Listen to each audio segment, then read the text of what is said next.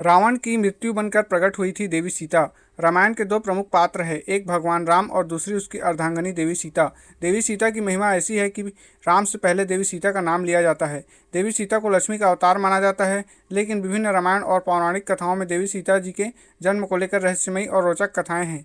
इसकी वजह यह है कि देवी सीता के माता पिता भले ही सुनैना और राजा जनक कहलाते हैं, लेकिन यह केवल इनके पालक माता पिता हैं। इनका जन्म भूमि से हुआ था, इसलिए जन्म के संदर्भ में कई कथाएं मिलती है। इनमें से सबसे प्रचलित कथा वाल्मीकि रामायण की है। आगे जानने से पहले चैनल में नए हैं तो चैनल को सब्सक्राइब करके नोटिफिकेशन बेल को ऑल में सेट करें। ऋषि वाल्मीकि ने अपने रामायण में लिखा है कि मिथिला राज्य में अकाल पड़ गया। ऋषियों ने राजा जनक से यज्ञ का आयोजन करने के लिए कहा ताकि वर्षा हो। यज्ञ की समाप्ति के अवसर पर राजा जनक ने अपने हाथों से हल लेकर खेत जोत रहे थे। तभी उनके हाथ हल का नुकीला भाग, जिसे शीत कहा जाता है, किसी कठोर चीज से टकराया और वह हल वहीं अटक गया।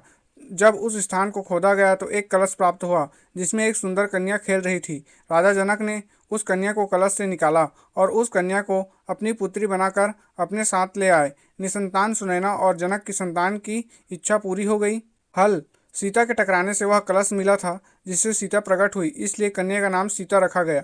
देवी सीता से संबंधित एक अन्य और कथा उल्लेख अद्भुत रामायण में मिलता है। इस रामायण में लिखा गया है कि रावण ने कहा था कि जब उसके हृदय में अपनी पुत्री से विवाह की इच्छा उत्पन्न होगी तो उसकी पुत्री ही उसकी मृत्यु का कारण बनेगी। इस संदर्भ में कथा विस्तार इस तरह मिलता है कि ऋषि देवी लक्ष्मी पुत्री को रूप में पाने के लिए हर दिन मंत्रोच्चार के साथ कुश के अग्रभाग में एक कलश को दूध में बूंद डालती थी, जिसको रावण ने चुरा कर ले आया था और जिसे रानी मंदोदरी ने पी लिया था, जिसके बाद वह गर्भवती हो गई।